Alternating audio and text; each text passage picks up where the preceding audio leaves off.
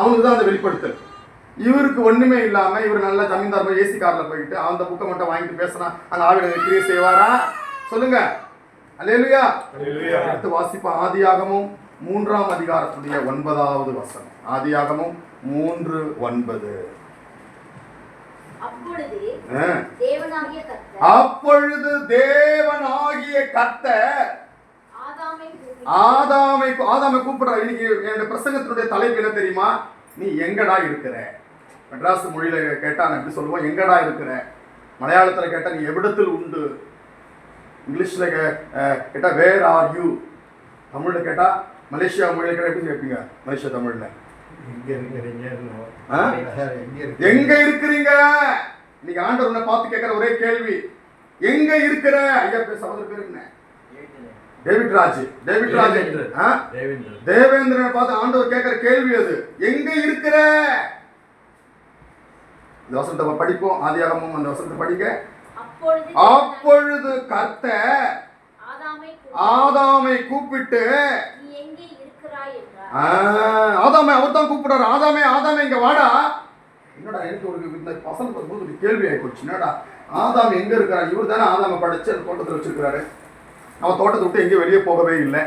தோட்டத்தை விட்டு வெளியே போனா கூட கேட்கலாம், எங்கடா இருக்கிறன்னு கேட்கலாம். ஆண்டவருக்கு மறைவானது எதுவுமே இல்லை. பூமியினுடைய கடையாந்தரங்கள் எல்லாம் எவன் எங்கெங்க இருக்கிறான், யார் என்ன பண்றான், யார் எங்க நிற்கிறான் எல்லாம் அவருக்கு தெரியும். அப்படி தெரிஞ்சிருக்கும் போது இந்த ஆதாமை பாட்டு எங்கடா இருக்கிறன்னு கேட்கறான். என்ன அர்த்தம்? அது அர்த்தம் என்ன தெரியுமா? நீ ஆண்டுடைய ஆலயத்தில் இருக்கலாம், நீ ஆண்டுடைய சமூகத்தில் இருக்கலாம், நீ ஒரு கிறிஸ்தவனாக இருக்கலாம், இல்ல நீ ஒரு கிறிஸ்தவ குடும்பத்துல வளர்க்கப்பட்ட பிள்ளையா இருக்கலாம், இல்ல ஆலயத்துல ஒரு மெம்பராக இருக்கலாம், அல்லது நீ கிறிஸ்துவ அறியாதவனாக இருக்கலாம். நீ எங்க இருந்தாலும் ஆண்டவனை பார்க்கிற கேள்வி, நீ எங்க இருக்கிறாய்? அர்த்தம் என்ன? நீ எந்த நிலவரத்துல இருக்கிறாய்? Which standard you are? ஆதாமே நான் உன்னை அழகாய் படைத்தண்டா. உனக்கு மரணத்தை கொடுக்கல. மரணம் என்பது உனக்கு இல்லை. உன்னை தேவ சாயலால நான் நிறைத்தேன். உன்னை மகிமையினாலும் புகழ்ச்சினாலும் கீர்த்தினாலும் நிறைத்தேன். உனக்கு கண்ணீர் இல்லை, உனக்கு கவலை இல்லை, உனக்கு துயரம் இல்லை. உன்னை நான் மகிமையாக நான் படைத்தேன். அவர் மனுஷனை தேவ சாயலாக அவனை சிருஷ்டித்தார்கள் இருக்கு. அவருடைய சாயலாகவே சிருஷ்டித்து அந்த தோட்டத்துக்குள்ள வச்சாரு. நீங்கள் எல்லாவற்றையும் ஆண்டு கொள்ளுங்கள் சொல்லி. ஆனா அதே தோட்டத்தில் இருக்கிற ஆதாமை பார்த்து ஆண்டவர் அதே இடத்துல இருக்கிற ஆதாமை பார்த்து நீ எங்கடா இருக்கிறன்னு கேட்கிற ஒரே கேள்வி, ஆரம்பத்தில் இருந்த அந்த நிலவரத்தோடு கூட அவன் இல்லை. அவன் தோட்டத்தில் இருக்கிற தோட்டத்தில் இருந்தோம், தோட்டத்தை விட்டு வெளியே இருக்கிறவனை போல இருக்க. அல்லேலூயா. மீண்டும் சொல்றேன், அவன் தோட்டத்தில் இருந்து எப்படி இருக்கிறான்? வெளியே இருக்கிறவனை போல இருக்கிறான். இன்னைக்கு கிறிஸ்தவ வாழ்க்கையில் இருந்து கொண்டே நீ ஒரு கிறிஸ்தவனாக இல்ல, கிறிஸ்துவனுடைய தன்மைகளை விட்டு வெளியே இருக்கிறவனை போல இருக்கிறாய். அதான் ஆண்டவர் சொல்றாரு, வெளியே கர்த்தரால் ஆசீர்வதிக்கப்பட்டவர்களே நீங்கள் உள்ளே வாருங்கள் சொல்லி உங்களை கூப்பிடுறாரு. ஆண்டவர் மீண்டும் அவருக்குள்ள உங்களை கூப்பிடுறாரு. அல்லேலூயா.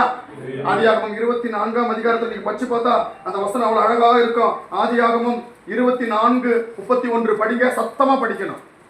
இந்தியாவெல்லாம் போட்டி போட்டு படிப்போம். பைபிள் என்ன படிக்க விட மாட்டாங்களேன்னு கேட்பாங்க. படிங்க. 24:31.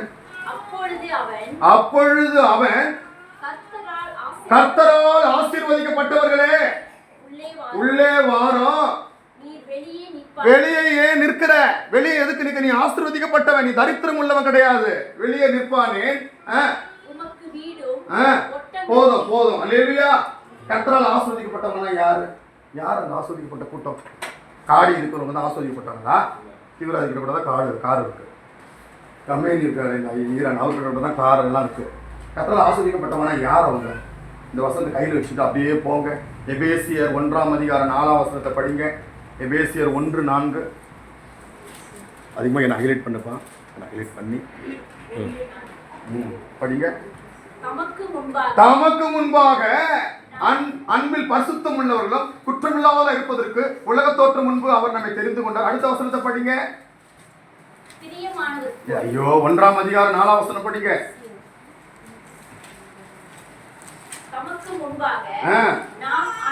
அடுத்த வசனம் சாரி அது முந்தின வசனம்.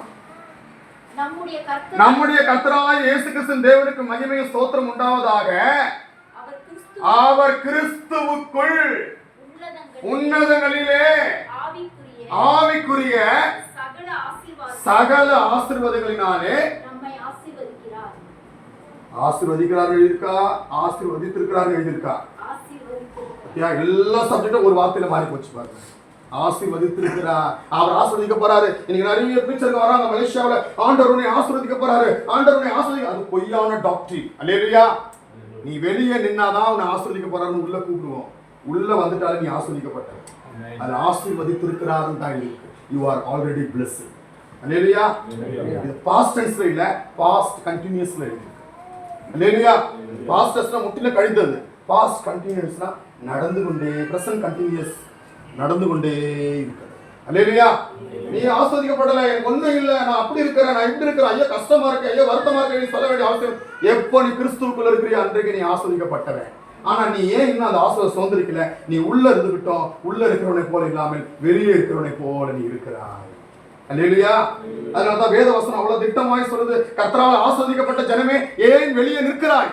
இன்றைக்கு அந்த கிறிஸ்துவை நான் பேழைக்கு ஒப்பனையாய் படிக்கிறேன். கடைசி காலத்துல எப்படி வேதத்துல இந்த கிறிஸ்துவை 242 காரியங்களுக்கு ஒப்பனையாக படிக்கிறோம். 242 காரியங்கள். உபதேசம் என்று எடுத்தா 360 உபதேசமும் பிளஸ் 6 விதிமுறையை சேர்ந்த உபதேசங்கள் வேதத்துல உண்டு. 366 உபதேசங்கள். அந்த 366 உபதேசங்களை இயேசுவை மட்டும் ஹைலைட் பண்ற காரியம் 240 காரியங்கள் நீங்க பழைய ஏற்பாட்டில் இருந்து. இன்றைக்கு ஆண்டவராகிய இயேசு கிறிஸ்து அந்த பேழைக்கு ஒப்பனையாக படிக்கிறார். இயேசு கிறிஸ்து ஒரு பேழை, இயேசு கிறிஸ்து ஒரு கப்பல். ஒரு கடல்ல ஒரு தண்ணியில தவிக்கிற மனுஷன் அந்த கப்பலுக்குள்ள போய் தப்பிக்கிறது போல இயேசு கிறிஸ்து ஒரு பேழை. அந்த பேழைக்குள்ள நீ வந்துட்டேன்னு சொன்னா நீ ஆசீர்வதிக்கப்பட்டவன். அல்லேலூயா. அல்லேலூயா. படிக்கலாம், அந்த பேழையை பத்தி படிக்கலாம். இவர் பேழையை பத்தி சொல்றாரு. அந்த பேழை எப்படிப்பட்ட பேழையா இருக்கும், யார் அந்த பேழையை செய்யறது? எடுத்து படிங்க. ஆதியாகமம் 6ஆம் அதிகாரம் 14வது வசனத்தை படிங்க. ஆதியாகமம் 6:14.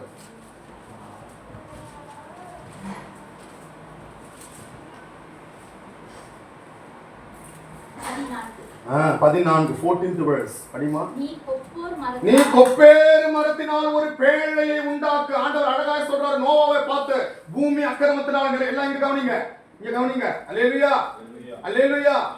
பூமி ஆண்டவர் பார்த்து அழகாய் சொல்றாரு, பூமி அக்கிரமத்தினால நிறைந்திருக்கு, சாபத்தினால நிறைந்திருக்கு, மனுஷனுடைய பொல்லாத சிந்தை. இங்கிலீஷ் எழுதப்பட்டிருக்கு, the imagination were continually evil. Imagination என்ற வார்த்தையை இபிரேய கான்சிக்வன்ஸ்ல படிச்சு பார்த்தா 4 பகுதியா படிக்கலாம். மனுஷனுக்குள்ள கிரியை செய்கிற இமேஜினேஷன் அது எழுதிருக்கு. It is directing to a evil path எழுதிருக்கான். அவன் அப்படி கயிறு கட்டி ஒரு மனுஷனை இழுத்துக்கிட்டு போவோம். இங்கதான் அமர்ந்திருப்பான், இந்த இடத்துல தான் இருப்பான். திடீர்னு பார்த்தா கேள்ல இருப்பான், இங்கதான் இருப்பாங்க. திடீர்னு சொல்லுவாரு, திடீர்னு பார்த்து எங்க இருப்பாங்க, ஈப்போல இருப்பாங்க. உங்க மைண்ட் அங்க கொண்டு போயிடுவான். அல்லேலூயா. அல்லேலூயா. இமேஜினேஷன், பொல்லாத சிந்தனைகள். ஆனா வேதம் அழகாய் சொல்லுகிறது, ஆண்டவர் நோவா பார்த்து, பூமி அக்கிரமத்தினால் இருக்கு, நான் பூமியை அழிக்க போறேன். இப்போ யுத்தங்கள் நடந்து கொண்டே இருக்கு. அமெரிக்கா உள்ள ஈரானுக்கு இஸ்ரேலுக்கு சாதகமாய் உள்ள டோட்டலா நுழைய ஆரம்பிக்கப்படும் பொழுது இப்போ அமெரிக்காவுக்கு மிகுந்த கலவரம். இஸ்ரேலுக்கு ஆதரவு கொடுக்கக்கூடாது. ரஷ்யா அந்த பக்கம் உலக யுத்தம் நடக்க போகுது. உலக யுத்தம் நடக்க போகும் பொழுது எல்லாரும் இப்படி சொகுசா இருக்கிறது போல, காடிலேயோ சொகுசா இருக்கிறது போல நல்லா உட்கார இருக்க முடியாது. நம்ம தப்பிக்கிறதுக்காக தான் எங்காவது ஒரு மூளை தேட ஆரம்பிப்போம். குண்டு விடும் போது நீங்க என்ன பண்ணுவீங்க? காடியில் உட்காந்துருப்பீங்களா, இல்லை ஹோட்டலில் வந்து சாப்பிடுவீங்களா? குண்டு தானே விழப்போகுது, குண்டு விழுந்து போ சொல்லுவீங்களா? என்ன பண்ணுவோம் சொல்லுங்க? யாரும் வாய் திறக்க மாட்டீங்க. ஓடி போய் ஒளிய ஆரம்பிப்போம். அல்லேலூயா. எங்க ஆகிலும் குண்டு விடாத தஞ்சம் உலகம் ஒரு எதிர்கொள்ளுகிற நேரம். இது ஆண்டவர் முன்னாடியே சொல்லிட்டார். யாருக்கு? நோவாவுக்கு சொல்லிட்டார், நோவாவே நான் உன்னை பார்த்து சொல்லுகிறேன், நீ ஒரு பேழையை உண்டாக்கு. பூமியை நான் வெள்ளத்தில் அழிக்க போகிறேன், பூமிக்கு ஒரு அழிவு வரப்போகிறது. நீ ஓடி ஒரு கொப்பேறு மரத்தினால ஒரு பேழையை உண்டாக்கு. அந்த பேழையுடைய முதல் பகுதி அந்த வசனத்தை அப்படியே கையில் வைத்துக் கொள்ளணும். கொப்பேறு மரத்தினால, அது அர்த்தம் என்ன? மரம் என்பது கர்த்தராகிய இயேசு கிறிஸ்துவின் சிலுவை மரணத்தை வெளிப்படுத்தும். அவர் நமக்காக கல்வாரி சிலுவையிலே அறை உண்டாரு. அல்லேலூயா. அதனால கொலோசியர் 1:21 அழகா இருக்கு, மரணத்தினாலே நம்மை ஒப்புரவாக்கினார், நம்மை ஒன்றாக இணைத்தார். அந்த கொப்பேறு மரத்தினால எப்படி ஒரு பேழை உண்டாக்கி அழிவிலிருந்து சில ஜனங்களை தப்பித்து உள்ளே காப்பாற்றினது போல இந்த உலகத்தினுடைய அழிவிலிருந்து, உலகத்தினுடைய அசுத்தத்திலிருந்து, இந்த உலகத்தினுடைய பிசாசுடைய கண்ணிலிருந்து ஆண்டவர் என்ன செய்கிறார்? தம்முடைய மரணத்தினாலே ஒப்புரவாக்கினார். கொலோசியர் 1:21 அழகாக எழுதப்பட்டிருக்கு. ரோமர் 6:5 எழுதப்பட்டிருக்கு. அந்த மரணத்தினாலே அந்த சாயலுக்குள்ளே வருகிறோம். கலாத்தியர் 3:13 அழகா எழுதப்பட்டிருக்கு. வாசிங்க. இந்த வசனத்தை கையில அப்படியே வச்சுக்கிட்டு, ஆதியாகமம் 6:14 கையில வச்சுக்கிட்டு அப்படியே வாசிங்க. கலாத்தியர் 3:13 வாசிங்க. கலாத்தியர் 3:13.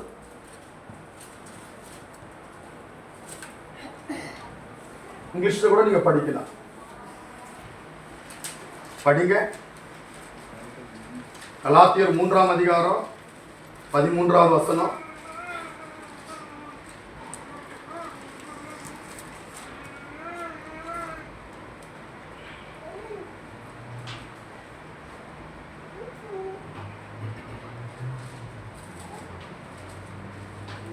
நீங்க புரட்டுறது போதா பாவம் பைபிள் கிழிச்சிட போகுது. படிங்க. 3:13 படிங்க.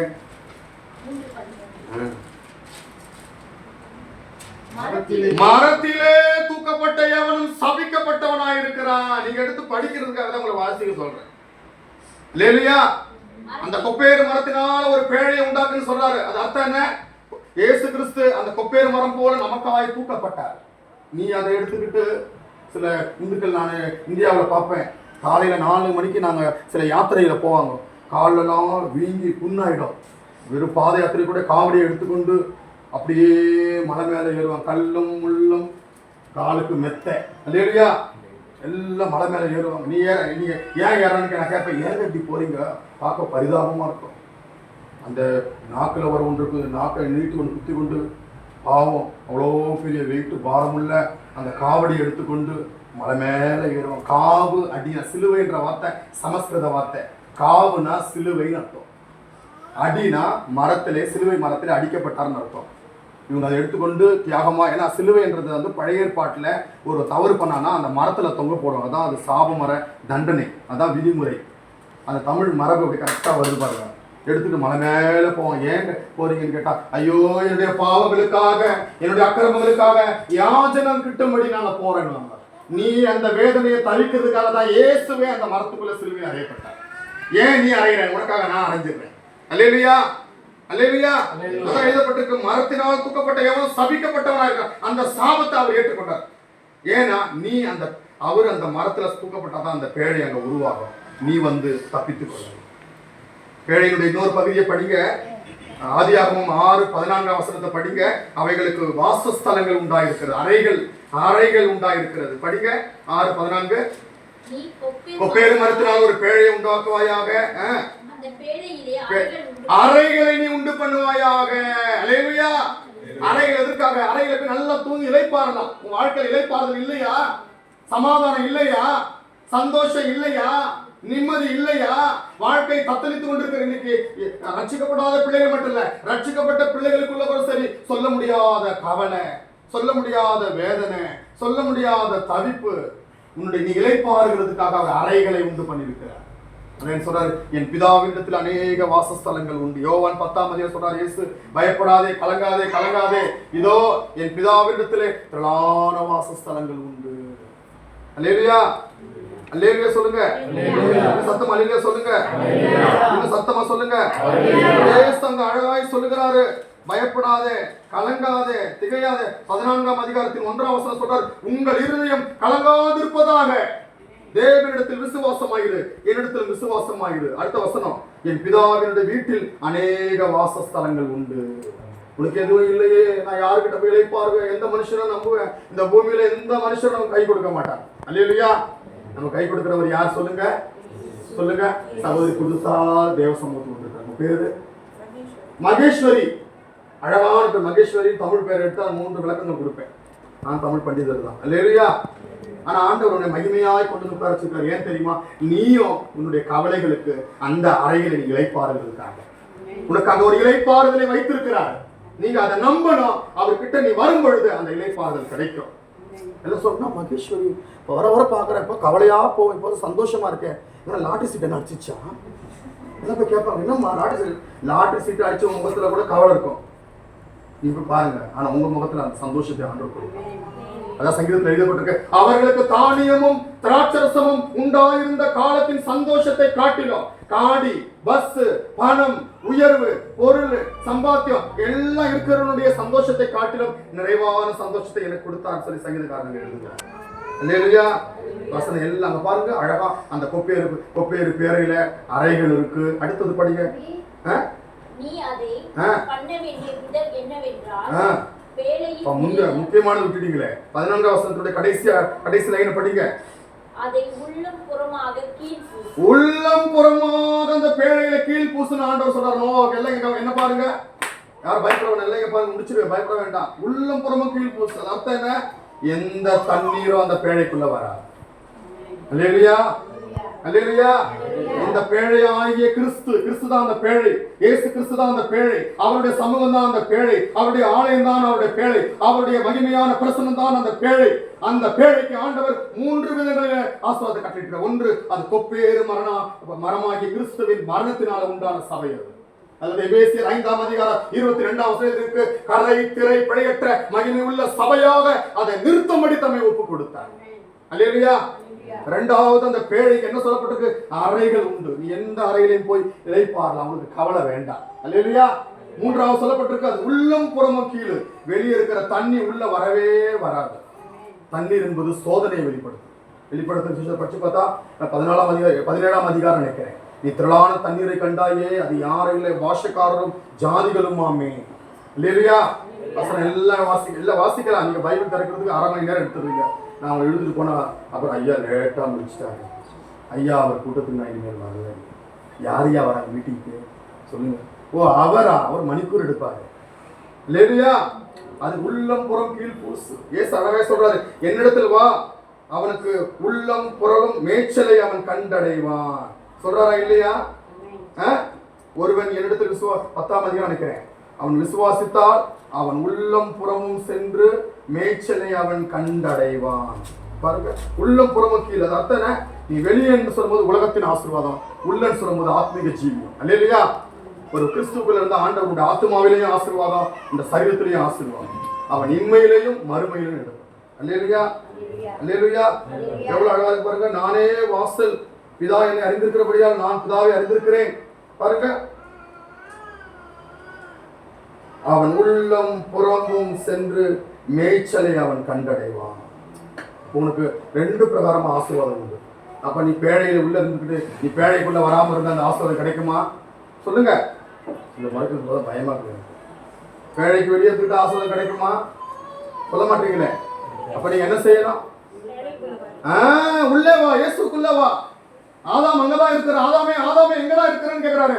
அங்கதான் ஆண்டவர் இருக்கிறேன்னு சொல்ல முடியல அவனால. ஏன்? இப்ப நம்மளா தான் வாயாடி இருப்போம். ஏன் ஆண்டவர் உங்களுக்கு கண்ணு தெரியாதா? இல்ல நீங்க கண்ணாடி போட்டுருக்கீங்களா? நான் அங்கதான் இருக்கிறேன், படைத்த தோட்டத்தில் தான் இருக்குன்னு சொல்லலையே. ஏன்? அங்கதான் இருக்கிறான். ஆனா அங்க இருக்கிறவனை போல அவன் இல்லை, தகுதியற்றவனா இருக்கிறான். அல்லேலூயா, அல்லேலூயா, அல்லேலூயா. அதனாலதான் இயேசு அழகாய் சொல்கிறார், உள்ளே வா. எங்க இருக்கிற நீ? எந்த நிலவரத்தில் இருக்கிற? பேழைக்குள்ள வா. இன்னைக்கு நிறைய பேர் பேழைக்கு புறம்பே இருக்கிறாங்க. புறம்பான பகுதி. நான் பேழையினுடைய புறம்பான பகுதியினுடைய ஒரு பகுதியை மட்டும் சொல்லிட்டு, புதிய ஆத்த மக்களாக இருக்கிறதுனால நான் வேதத்தினுடைய ஆழத்துல போக விரும்பலை. அல்லேலூயா. வேதத்தின் ஆழத்துல போலாமா? எங்களுக்கெல்லாம் டைமே இருக்காது. விடிய விடிய விடிய பிரசங்கம் பண்ணா கூட எனக்கு டைம் இருக்காது. அல்லேலூயா. சொல்லிக்கினே போல ஆவியாளர் பேசிக்கொண்டே இருப்பார். வெளியே வெளியே என்ன வச்சுக்கிற ஆண்டவர்? வெளியே என்ன இருக்கு? பேழைக்கு வெளியே தண்ணீர்கள் இருக்கு, நியாயம் அங்க இருக்கு. பேழைக்கு வெளியே புறஜாதியார் இருக்கிறாங்க. பேழைக்கு வெளியே யார் இருக்கிறாங்க? பேழை உள்ள வராம பேழை வெளியே இருக்கிற நபர் யாரு? எழுதப்பட்டிருக்கு, புறம்பானவைகளை கழித்து போட்டு எழுதியிருக்கு. வெளியே சொன்னா புறம்பான அனுபவம். அல்லேலூயா, அல்லேலூயா. அதை பற்றி தான் அழகாய் பரிசுத்த பவுல் எழுதுறாரு. புறம்பானவைகளை நீங்கள் 2 கொரிந்தியர் 4ஆம் அதிகாரம் 16, 17 பற்றி படிங்க. சிலர் பாக்குறாங்க, ஏன்னா நான் பேழைக்கு உள்ளேயே சொல்லிட்டு வெளியே சொல்லாம இருந்துச்சுன்னா வெளியே வேறுதுங்கிறாங்க. அதனால வெளியே சொல்லிடணும். அல்லேலூயா. அப்பதான் உங்களுக்கு பயம் வந்து நேரம் உள்ள வந்து வாசிங்க. 2 கொரிந்தியர் 4ஆம் அதிகாரம் 16 இருந்து படிங்க. 2 கொரிந்தியர் 4:16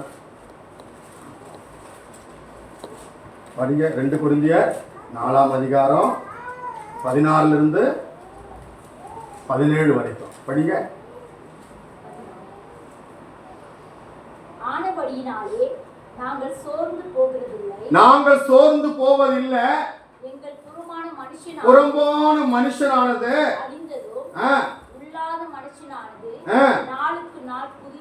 பத்திகளா வெளியே இருக்கிறது புறம்பான மனுஷன். அதை ஒவ்வொரு நாளும் அழிக்கணும். புறம்பான மனுஷன் என்ன அர்த்தம்?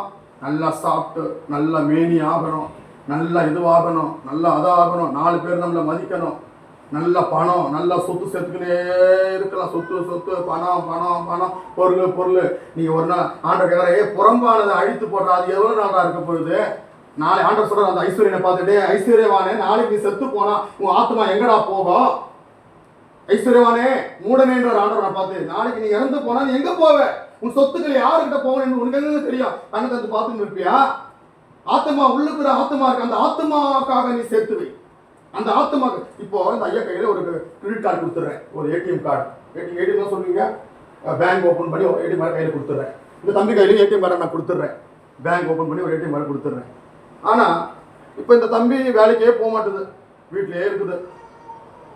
இந்த சகோதரன் வெளியே வேலைக்கு போய் அந்த ஏடிஎம் கார்டில் ஃபுல்லாக நினச்சி வச்சுக்கிறார்.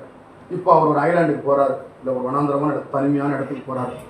அந்த டைமில் அவர் வேலை செய்ய முடியாது. இப்போ என்ன பண்ணுறாரு? அந்த ஏடிஎம் கார்டை சொல்லுங்கள் எடுத்து பாய்க்க ஆரம்பிப்பார். இந்த தம்பி பாய்க்க முடியுமா? அவர் தான் ஏடிஎம் கார்டு கொடுத்துருக்காரு, நான் பாய்க்கலாம். மிஷினில் போனால் கூட உள்ளே நுழையும், ஆனால் பணம் கொடுக்குமா? இப்போ வாய் திறக்கவே மாட்டீங்க. மலேசியாவில் கொடுக்குமா? அப்படி பணம் இல்லாமல் பணம் கொடுக்குற மிஷின் இருக்கா? சொல்லுங்கள், அப்படின்னு தான் நான் எடுத்துக்கிறேன். அல்லேலூயா. இந்த தம்பி போட்டாலும் வராது. ஏன்னா நீ இருந்த நாளில் நீ சேர்த்து வைக்கணும். அதே மாதிரி தான் உன் சரீர பிரகாரமானக்காகவே நீ சொத்து சேர்க்கலாம், சுகம் சேர்க்கலாம், பொருள் சேர்க்கலாம், பணம் துட்டு சேர்க்கலாம். கண்ண முன்னோட எல்லாரும் போயிடும். அது ஏன் அழகா சொல்றாரு, எதுக்குடா பூமின்னு அழுது கிடக்கிற? பூமியிலே உங்களுக்கு பொக்கிஷங்களை சேர்த்து வைக்க வேண்டாம், அங்கே பூச்சிகளும் அங்கே குருடுகளும் திருடுமே. பரலோகத்துல நீ சேர்த்து வை. அல்லேலூயா. இதெல்லாம் பொய்யான வசனம் இல்லை, இது கர்த்தர் கொடுக்கிற வாக்கியம். அல்லேலூயா. எடுத்து படிங்க. லூக்கா 14:12-33 2 வருஷம் மட்டும் முடிச்சிடுறேன், பயப்பட வேண்டாம், படிங்க. லூக்கா. இந்தியாவில் இது போல போதனை கொடுத்தானா என்னோட இந்த வசனம் சொல்றேன், ஐயா இன்னும் பேசுங்க. இங்க ஏன் அந்த தாகம் இல்லை? நம்ம அந்த ஆழத்தை விட்டுட்டோம். படிங்க. லூக்கா 12:33 படிங்க. லூக்கா 12:33. உங்களுக்கு உள்ளவைகளை பிச்சை கொடுங்கள், போகாத பணப்பைகளை, குறையாத பொக்கிஷங்களை, பரலோகத்திலே உங்களுக்கு அங்க சம்பாதி. உனக்கு அந்த கார்டு ஆண்டு கொடுத்துட்டாரு அபிஷேகத்தினால. உன் ஆத்மா உள்ளான ஆத்மா தான் நீ நித்தியமா ஆண்டோட வாழ போகுது.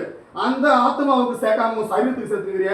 சரீரம் எத்தனை நாள் இருக்கும்? நாளைக்கு திடீர்னு மரணம் வந்து இதெல்லாம் தூக்கி போயிடுவேன். நீ எவ்வளவு அழகா வாக்கியம் சொல்லுது பாரு. உனக்கு நிறைய வீடு இருக்கா? வீடு இல்லாதவங்களுக்கு வீடு வச்சுக்க மான் கொடு. அதான் உண்மையான தேவனுடைய பிள்ளை.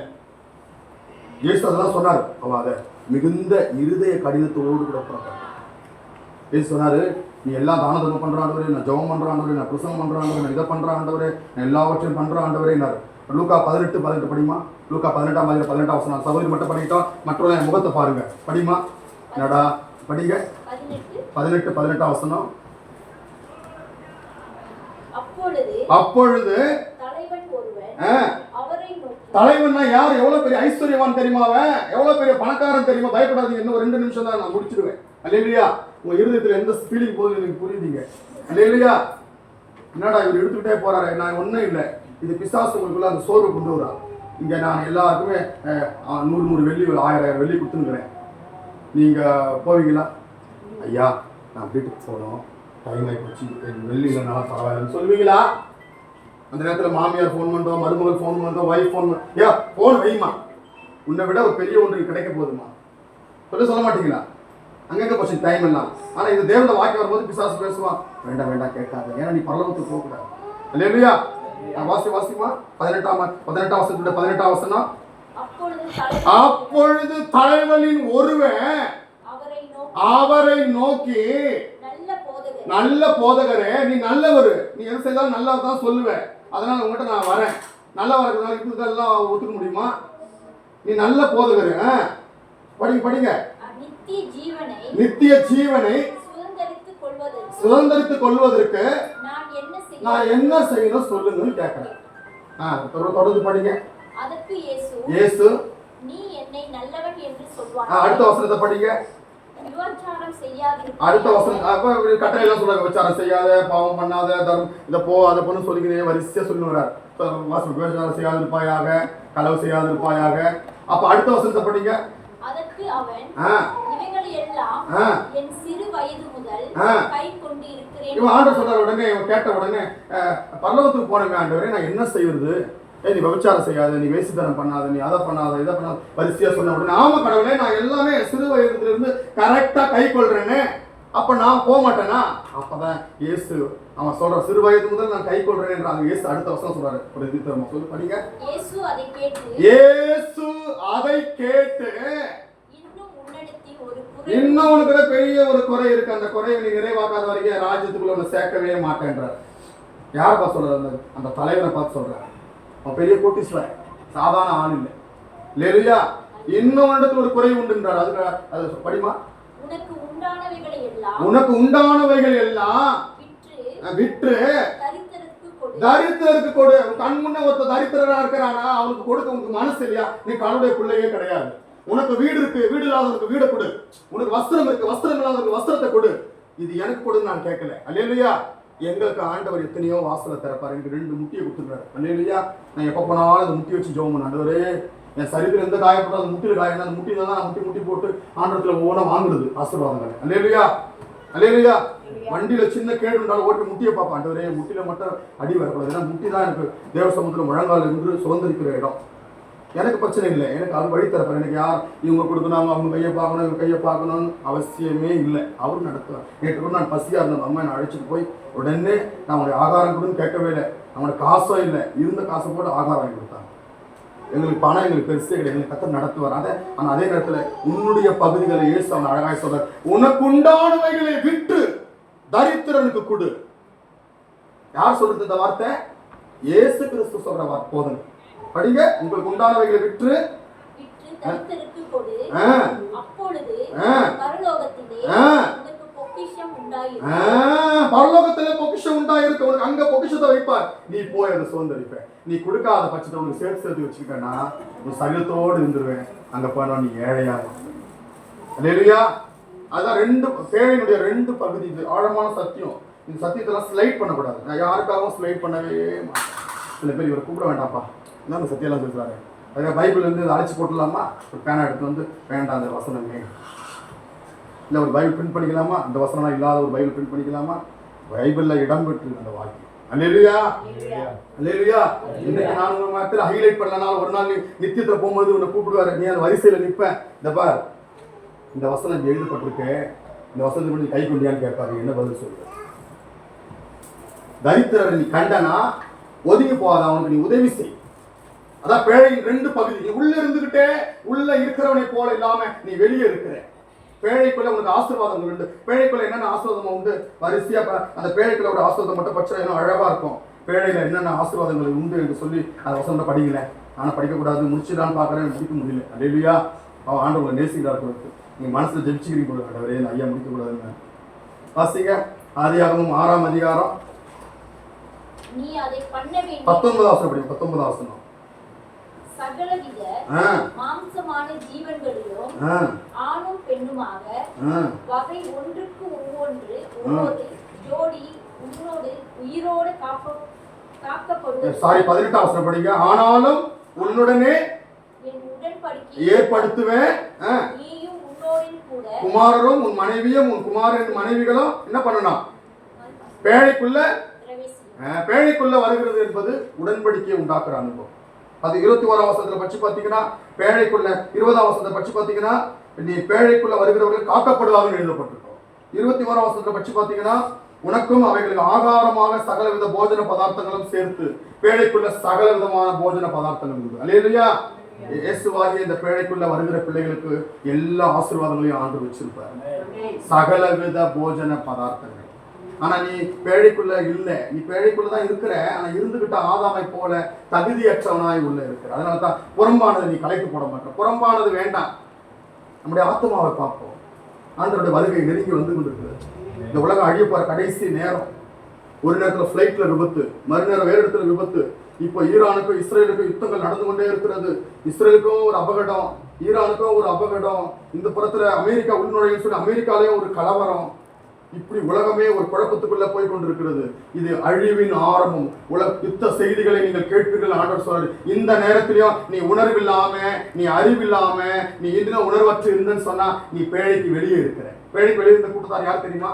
இயேசு சொல்றாரு அதை பத்தி. நோவாவின் பேழையில இருந்த கூட்டத்தார் யாரு? ஆண்டவர் உணர்த்துறாரு. தான் படிக்கிறேன். நானும் பைபிள் மூடி வச்சாலும் என்ன மூட முடியல. இல்லையா? படிக்க பேழைக்குள்ள மத்தேயு 24:39 படிங்க. மத்தேயு 24:39 படிங்க. மத்தேயு 24:39 அனைவரையும் வாரி கொண்டு போகும் அளவும் உணராதிருந்தார்கள். பேழைக்குள்ள நோவா அழிச்சார். உள்ள வாடான்னாரு. எவனும் வரவே இல்லை. அந்த ஆளுக்கு வேற வேலை வெட்டி இல்லையா? எதுனா சொல்லிட்டு போவான். வரவனுக்கெல்லாம் இதுதான் எதுனா ஒன்று சொல்லிட்டு போறது. அவனுக்கு வேற வேலை வெட்டி இல்லை. உணர்வு இல்லாமல் இருந்தாங்க. திடீர்னு ஜலப்பிரளயம் வந்தது. அப்படியே வாரி கொண்டு போச்சு. அண்ணன் எங்கே, தம்பி எங்கே, அக்கா எங்கே, தங்கை எங்கே, சேர்த்து வைத்த சொத்து எங்கே, தானும் போனாய். நம்ப வேண்டாம் இந்த பொய் உலகை நம்ப வேண்டாம். இந்த உலகத்தை நம்பிக்கிட்டு, இந்த உலகத்துடைய செல்வத்தை நம்பிக்கிட்டு நீ ஓடாத. இந்த உலகத்தை ஆண்டவர் அக்கினிக்கு இரையாக வச்சிருக்கிறாரு. அல்லேலூயா, அல்லேலூயா, அல்லேலூயா. நம்ம இருக்கிற அளவு நம்முடைய ஆத்துமாவுக்கு அநேகரை இழுத்து கொண்டு வர. நம்ம அவன் குடிக்கிறான், அவன் அடங்க மாட்டான், இவன் இப்படி பண்றான், அதெல்லாம் பார்த்துக்கிட்டே இருப்பான். எல்லாரையும் அசுத்த பிராணிகளை கூட பேழைக்குள்ள வந்த கூட்டாரு. இவன் சிகரெட் குடிக்கிறான், இவன் சாராயம் குடிக்கிறான், அவன் சிகரெட் குடிக்கிறான், அவன் சாராயம் குடிக்கிறான். நீ என்னென்ன பண்ற? அவனை திட்டுற, இவனை நொறுக்குற, அவனை கேடுபடுத்துறிய. அது மட்டும் தப்பு இல்லையா? எல்லாமே தப்பு தானே? இல்லையா? ஒரு முறை ஒரு சிகரெட் குடிக்கிற பையன் சாராயம் குடிக்கிற என் கூட வந்தான். அவங்க அம்மா அழுது ஒன்று எனக்கு விட்டுட்டாங்க. நான் அவனை புள்ள மாதிரி வச்சுக்கிட்டேன். ஆனால் டெய்லி நல்ல வேலையெல்லாம் செய்வான். சாயந்தரம் 6 மணி அவனே காசு கொடுன்னு கேட்பான். ஏன்னா அது குடிக்கிறதுக்காக போ. நானே தாடா சாராயம் குடிச்சிட்டு வரான்னு அனுப்பிச்சி விட்ருவேன். போட்டு ஒரு நாளும் சுவிசேஷம் சொல்ல எங்கள் அன்பை மட்டும் அவனுக்கு முதல்ல விதைச்சேன். அல்லேலூயா. ஒரு நாள் நான் கேட்டேன். கிட்டத்தட்ட ஒரு மாதங்கள் உருண்டு ஓடிச்சு. அவன் என் மேலே ரொம்ப என்னடா இந்த பாதுகா சாராயம் குடி கூட இவ்வளோ சந்தோஷமாக காசு கொடுத்து விடுறாரு. நான் ஒரு நாள் கேட்டேன், இந்தாப்பா காசு எக்ஸ்ட்ரா கொடுத்தேன். அவன் 150 ரூபா கேப்பா, நீங்கள் 300 ரூபா கொடுத்தேன், வச்சுக்கப்பா, எனக்கா வாங்கிட்டு வாங்கி. அவனுக்கு அப்படியே அழ வந்துச்சு. நீங்கள் ஒரு பாஸ்டர் அந்த வாசல் நீ குடிக்கிறல, என் கூட இருந்து நீ குடிக்கிறல்ல, நானும் உன்ன மாதிரி குடிக்க வேண்டாம். நானும் ஒன்றுலேருந்து ஸ்டார்ட் பண்ணலான்னு. இல்லை இது தப்பு. என்ன தப்பு சொல்லு. அது எவ்வளோ பெரிய கேடுன்னு உனக்கு தெரியுதுல்ல. அப்போ நீ அதை செய்கிறியே, அது மட்டும் தப்பு இல்லையா? எனக்கு பாவம் இல்லையா? நான் அதை குடிச்சா நான் அழிவேன்னு தெரியுது. அப்போ நீ மட்டும் குடிச்சு அழுகிறியே, பாவம் இல்லையான்னு சொல்லி அன்றைக்கு சுவிசேஷத்தை மகனுக்கு சொல்ல ஆரம்பித்தேன். கரெக்டாக அவனுக்குள்ள ஒரு மனம் திரும்புதை உண்டு பண்ணி இன்றைக்கு ஒரு ஊழியக்காரனாக இருக்கேன். நான் குடிக்கிறதுக்காக அவன்கிட்ட கேட்கல. இல்லையா? நம்மளால் அதை மட்டும் ரெக்கார்ட் பண்ணி அதை மட்டும் கட் பண்ணி கூட யூடியூப்லாம் பிரபலம் பண்ணி விட்டுருவாங்க. பயம் நம்ம ஆளுங்கிட்ட. இல்லையா? நான் குடிக்கிறதுக்காக கேட்கல, அவனுக்கு அந்த போதனையை கொடுக்கறதுக்காக முதல்ல அன்பை விதைச்சேன். இல்லையா? ஆண்டவர் சொல்றாரு, பேழைக்குள்ள நீ ஓடிவா, எல்லாரும் எழுந்து நிற்போமாக. அப்படியே கூட்டத்தை முடிப்போம். ஏசப்பாக்குள்ள ஓடிவா, கிறிஸ்துக்குள்ள ஓடிவா. அவர் தான் பேழை. அவர் மரணத்தினால உருவான ஒரு பேழை. அங்கே அறைகள் உண்டு. அந்த பேழையில நீ இளைப்பாறும்படிக்கு உன் கண்ணீர், கஷ்டம், கவலை, நெருக்கம், வேதனை, துயரம், பாரம், அபகடங்கள் எல்லாவற்றையும் அழிக்கிறதுக்கு அந்த பேழை உனக்காக உருவாக்கப்பட்டிருக்கிறது. அந்த பேழை உள்ளும் புறமும் மேய்ச்சல் உள்ள பேழை இயேசு. நீ அந்த பேழைக்குள்ள வந்து இளைப்பாறு. அந்த பேழைக்குள்ள ஆண்டவரை பற்றிக்கொள்ளு. அந்த பேழைக்குள்ள இருந்துகிட்டு நீ தூரமா இருந்துகிட்டு, பின்மாற்றக்காரனா இருந்துகிட்டு, நீ ஆண்டவருக்கு விரோதமா இருந்துகிட்டு, உன் மனசாட்சிக்கு மாறாய் நடந்து கொண்டு நீ அந்த பேழைக்குள்ள இருந்துன்னு சொன்னா உன்னை ஆண்டவர் கேட்பார், நீ பேழைக்குள்ளதான் இருப்ப, என் மகனே நீ எங்கடா இருக்கிறன்னு கேட்பார். ஆதாம் ஏவாளை தோட்டத்தை விட்டு விலக்கினார். தோட்டத்தை தான் இருந்தான், தகுதியற்றவனா இருந்தான், அவனை வெளியாக்கினார். தேவன் அவர்களை வெளியாக்கி கூட்டினார். ஒரு நாள் நீ அபகடத்துக்குள்ளாகி மாறப்படும். எல்லாரும் கண்களை மூடுவோம். நான் உங்களுக்கு எதுவுமே சாபமான ஒன்று பேசல, ஆசீர்வாதமான வார்த்தைகள் தான் உங்களுக்கு பேசுகிறேன். இந்த பேழைக்குள்ள உனக்கு சகல விதமான போஜன பதார்த்தங்கள் உண்டு. நீ அவைகளை புசித்து நீ அவைகளை சந்தோஷமாய் அவளை அண்டு கொள்ளலாம். என் வாழ்க்கையில ஒண்ணு இல்லையே, தவிக்கிறேன் என்று சொல்ல வேண்டிய அவசியம் இல்லை. இதோ உனக்காக அந்த பேழையாகிய கிறிஸ்துவுக்குள்ள நீ வரும் பொழுது உனக்காக அந்த ஆசீர்வாதங்கள் கொடுக்கப்பட்டிருக்கிறது. அல்லேலூயா. அதை விசுவாசிக்கிற மட்டும் 2 கரங்களை உயர்த்துங்க. ஏசப்பான்னு கூப்பிடுங்க. அப்பா, அந்த பேழையாகிய கிறிஸ்துவுக்குள்ள நான் ஓடி வருகிறேன்னு சொல்லுங்க. அங்கே எனக்கு அடைக்கலம் உண்டு, அங்கே எனக்கு பாதுகாப்பு உண்டு, அங்கே எனக்கு ஆசீர்வாதங்கள் உண்டு. ஆவியே ஆவியே வாய்களை திறந்து அப்பாவை கூப்பிடுங்க. ஆக பொழியும் ஆவியே ஆவியே ஆவியே மழையாக பொழியும் ஆவியே. ஒரு சிறிய ஜெப குறிப்போடு கூட பாஸ்டர் கரங்களை நான் கொடுத்து விடுறேன். அவர் பாடலோடு கூட உங்களை லீட் பண்ணி ஜெபத்தை முடிப்பார். எங்களுடைய ஆழமான உபதேசங்கள், ஆழமான சத்தியங்களை வேதத்தினுடைய ஆழத்திலிருந்து கிட்டத்தட்ட வேதத்தில் 360+60 நியாய விதி உபதேசம், 6 நியாய விதி உபதேசங்களோடு கூட இந்த கிரமமாக இதை நாங்கள் டாக்குமெண்ட்ரி சிடியாக உருவாக்கியிருக்கிறோம். இதை சிங்கப்பூரில் $10 மலேசியா 25 வெள்ளியாகவும் எங்களுடைய ஊழியத்தினுடைய இதர தேவைகளுக்காக, பொருளாதார தேவைகளுக்காக நாங்கள் ஜனங்களுக்கு இருக்கிறோம். யாரையும் நாங்கள் கட்டாயப்படுத்தல, வராது சிடியை கட்டாயப்படுத்த சொல்லக்கூடாது. இதை நீங்கள் இந்த ஊழியத்திற்கு ப்ரோஜனத்தை விருப்பப்பட்டவங்க நீங்கள் வாங்கிக்கலாம். இதனுடைய ஒரு 8 வருட வேதாகம கல்வியினுடைய ரகசியங்கள் உள்ளடங்கியிருக்கு. எசேக்கியல், யாத்திராகமும், லேவியராகமும், எண்ணாகமும் போன்ற பாக அடிப்படைகளோடு கூட கூட்டத்தினுடைய நிறைவில் நீங்கள் வாங்கிக் கொள்ளலாம். ஆவியே ஆவியே மழையாக பொழியும் ஆவியே ஆவியே ஆவியே மழையாக பொழியும்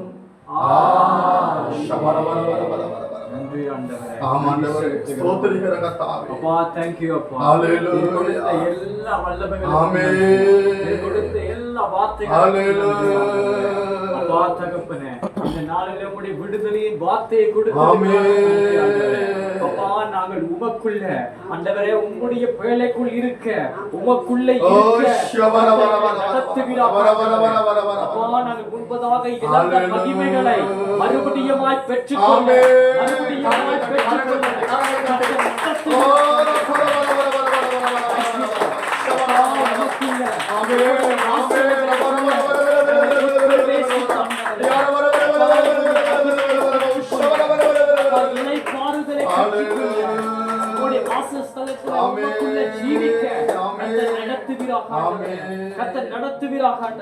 உமக்குள்ளே நாங்கள் ஆசீர்வதிக்கப்பட்டிருக்கிறோம் ஆண்டவரே.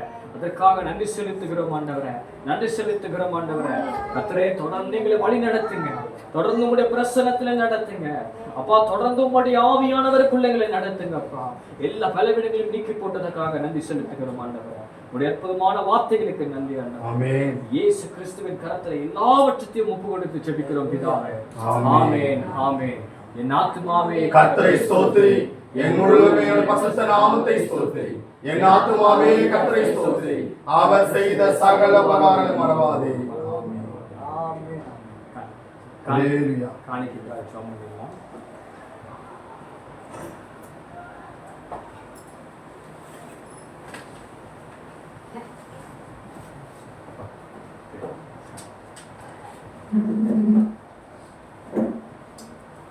ஸ்தோத்திரிக்கிறோம் ஆண்டவரே. அப்பா, அருமையான ஆசீர்வதிக்கப்பட்ட வேலையில் ஆண்டவரே, தாசனை கொண்டு எங்களை கர்த்தர் பலப்படுத்தியதற்காக நன்றி. இந்த வேலைக்குள்ளாக எத்தனை ஆண்டவரே நன்மையை எங்களுக்கு வைத்திருக்கிறீர், ஆசீர்வாதங்களை வைத்திருக்கிறீர் ஆண்டவரே. அதற்காக நன்றி செலுத்துகிறோம் ஆண்டவரே. இப்பொழுதும் ஆண்டவரே காணிக்கைக்காக நாங்கள் ஜெபிக்கிறோம் ஆண்டவரே. அப்பா, அவனவன் விருப்பத்தக்கதாக ஆண்டவரே, அப்பா கட்டாயமாயும் அல்ல ஆண்டவரே, பலவந்தமாயும் அல்ல ஆண்டவரே, அவங்க இருதயத்துக்கு ஏற்றது ஆண்டவரே. கர்த்தாவே, உங்களுடைய சமூகத்தில் விதைக்கிற ஒவ்வொரு பிள்ளைகளையும் ஆசீர்வதிங்க. அவங்க கையிட்டு செய்கிற எல்லாவற்றையும் கர்த்தர் ஆசீர்வதிங்க. அப்ப தண்ணீரை ஆசீர்வதிங்க, வேலைகளை ஆசீர்வதிங்க, வியாபாரங்களை ஆசீர்வதிங்கப்பா. நமக்கு நன்றி செலுத்தி ஒப்பு கொடுக்கிறோம். இயேசுவின் நாமத்தில் ஜெபிக்கிறோம். ஆமென். பாட்டு பாடுமா? எபினேசரே எபினேசரே இதுவரையில் உதவி நீரே. எபினேசரே எபினேசரே இதுவரையில் உதவி நீரே. இதுவரையில் உதவி நீரே. உம்மை முழு உள்ளத்தோடு ஆராதிப்பே, முழு பலத்தோடு அன்பு கூறுவே. ஆராதனை ஆராதனை ஆராதனை ஆராதனை, ஹalleluya, ஆராதனை ஆராதனை ஆராதனை ஆராதனை. நன்றி ஆண்டவரே. அப்பா, கையிட்டு செய்கிற பிள்ளைகளுடைய வேலைகளை ஆசீர்வதிங்க. வெளியில் கொடுத்த காணிக்கைகளுக்காக நன்றி ஆண்டவரே.